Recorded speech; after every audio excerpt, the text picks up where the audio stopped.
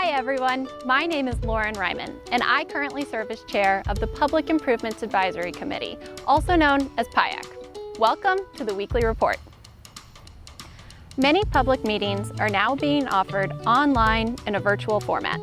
The Public Improvements Advisory Committee every year holds a series of meetings to gather input from you, our residents, on how PIAC dollars should be spent in the community.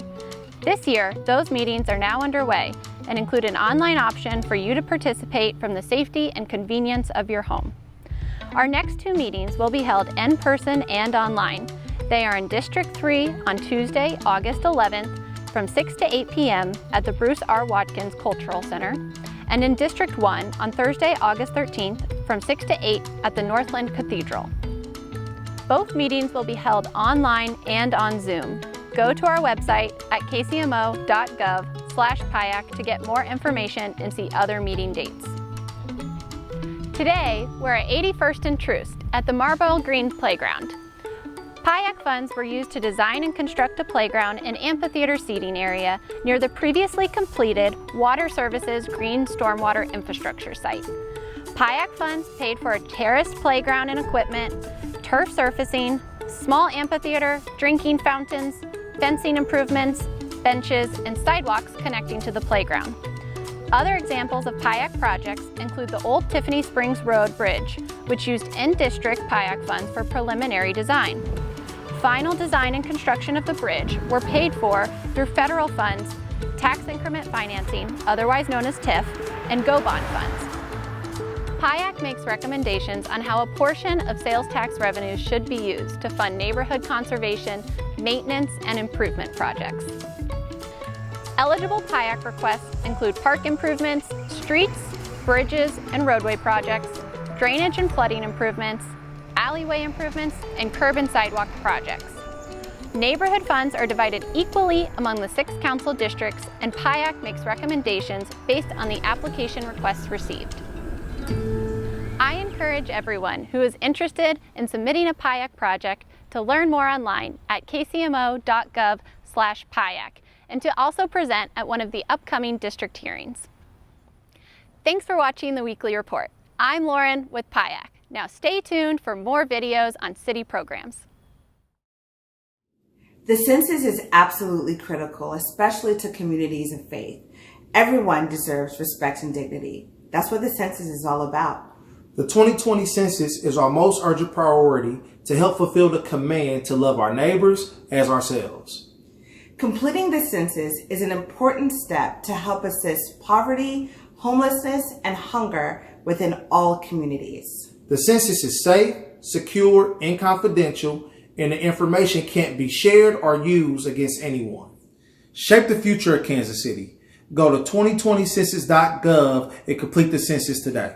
Shape your future. Start here at 2020census.gov.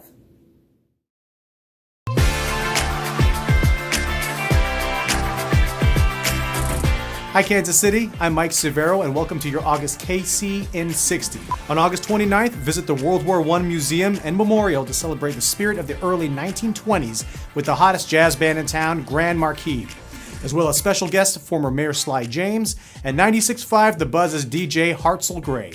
There will be several food trucks, but you are welcome to bring your own picnic. For more information on tickets, see their Facebook page. The Kansas City Zoo is now open with plenty of attractions, like their impressive new elephant expedition. This is a must-see attraction featuring 7 African elephants, improved viewing areas, and an elephant-friendly pool and waterfall. Get more information at kansascityzoo.org. And don't forget, Royals baseball is in full swing this month with a game nearly every day. Get all the details at kcroyals.com. That's it for KC in 60, and we'll see you next month.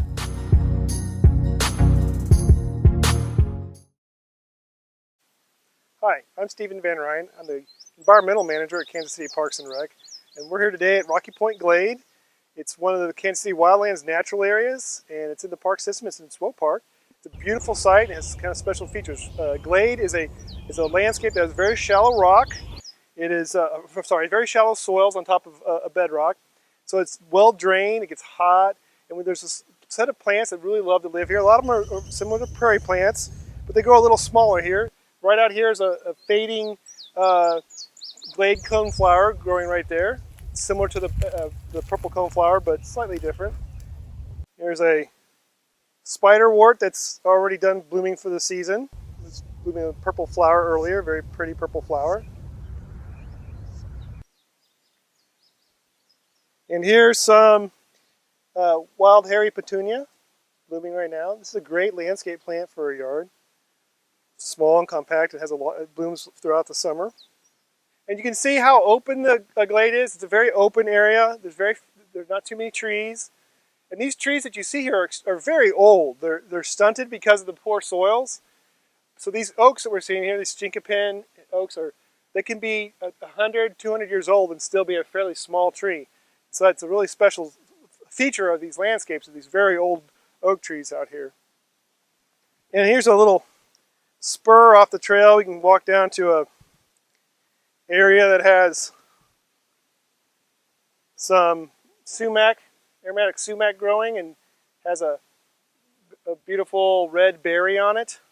And you can see this is the limestone bedrock that forms the parent material for this plant community. It's what partly makes it so hot and dry and well drained and with the shallow soils.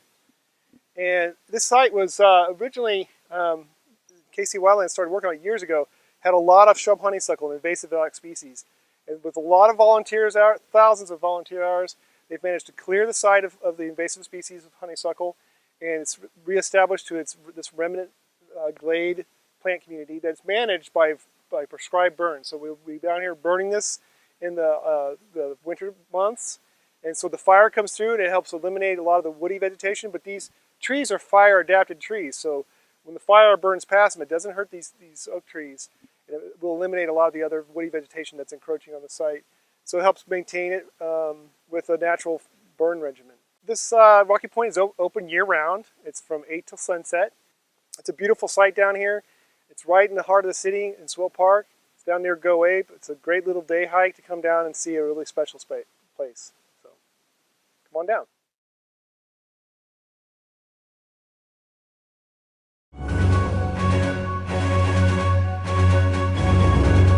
It can be difficult to find problems in a pipe 15 feet underground, but that's where smoke testing comes in. KC Water uses smoke testing to detect defects in the wastewater system. Trek Design Group, a contractor for KC Water, uses blowers to push a non-toxic smoke into the sewer pipe through a manhole. It's a smoke that we generate from a certain type of oil. It's a safe oil, something similar to maybe a cooking oil. And we use that to generate the smoke. The smoke will appear from the vent stacks on top of houses. If it comes through anywhere else, like the ground or storm drains that should not be connected, experts will want to check that area, says Lucas Gillen, Trek engineer. That is an indication of perhaps a defect or location where water is getting into the sewer system that we want to address. Those locations that are letting groundwater and rainwater get into them. Neighbors are sent letters with instructions beforehand, and if smoke is detected in their homes, crews are available on site to help those with questions or concerns. If the plumbing in the houses is done properly and the drains are filled, the P-traps or the drains in the houses are full of water, smoke should not get into the houses. This is a process that should only be conducted by professionals and not homeowners, a specialty performed by Trek Design Group. They have tested over 3 million feet of sewers in the city. For KC Water, I'm Heather Frierson. We must account for all residents so Kansas City gets its fair share of $675 billion. Whether you're a citizen or not, let's account for all the people who want to enjoy our free streetcars, who are treated at our world-class hospitals, and who deserve a quality education. Your responses to the 2020 census are safe, secure, and protected by federal law. Your answers can only be used to produce statistics. They cannot be used against you by any government agency or court in any way. Not by the FBI, DHS, or ICE. Learn more and respond to the census today at 2020census.gov. I want to shape the future of better public education for our young Kansas City residents. Let's do this, Kansas City. Complete your 2020 census today.